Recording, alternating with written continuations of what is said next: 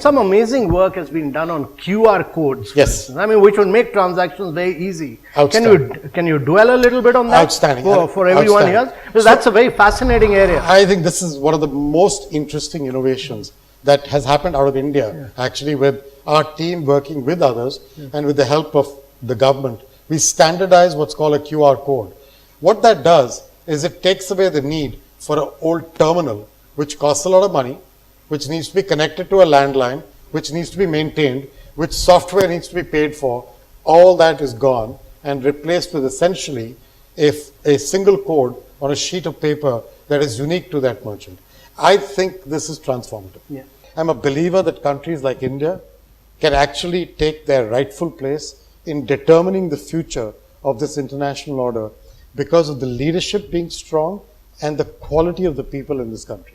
This is the time for India to demonstrate its capability in setting the trend on the international order.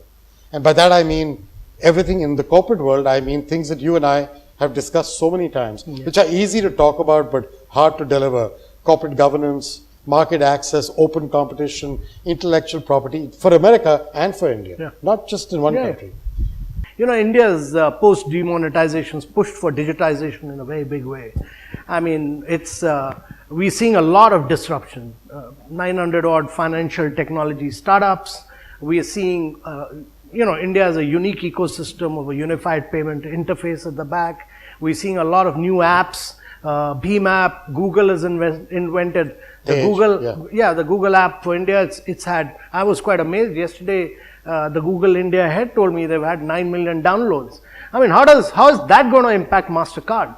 So Mastercard is a infrastructure player. We're a B2B player that provides the technology and the data for payments to work. We actually don't issue a card.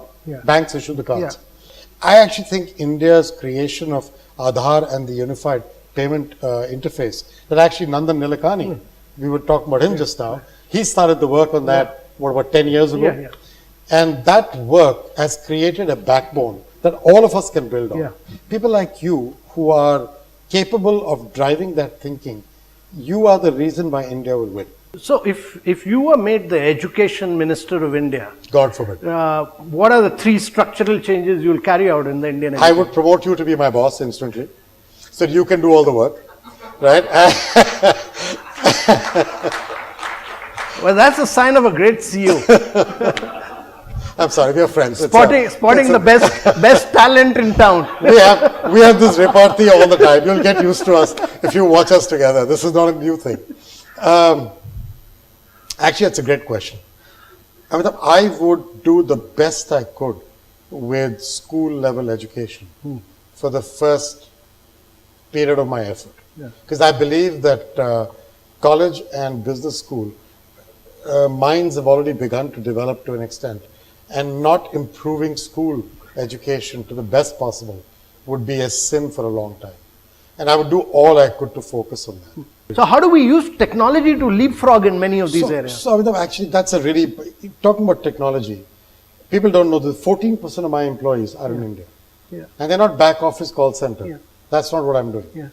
They are writing mobile and cyber security technology for the world from here. The wallets that we are rolling out, the artificial intelligence and machine learning capabilities and data that we're rolling out around the world are coming out of people in Pune, Vadodara and Gurgaon.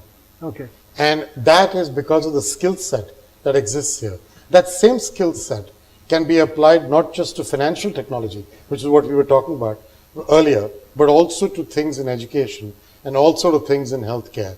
But as a global MNC CEO, any 2 or 3 major things you think India should do quickly? Getting more of our workers into the formal economy from the informal economy, which is what 90% of your policies are aimed at.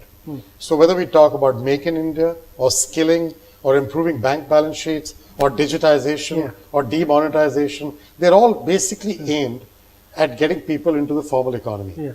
If you don't do that, the challenge is productivity will never grow. Women contribute only about 24% of India's GDP. So how do we make a conscious policy for greater gender parity, and how do we push India's GDP through women? So educating girls, educating them through school, and through colleges. You can see it happening today in the US as well. Harvard Business School, this class, has more women than men. That has been the case for 6 years now. So actually happening there as well. They have to come through that pipeline with the confidence of their education. Thank you, Ajay. It's Thanks been a a lot. great pleasure. Thank you, We Ajay. really, over a short time, but great pleasure.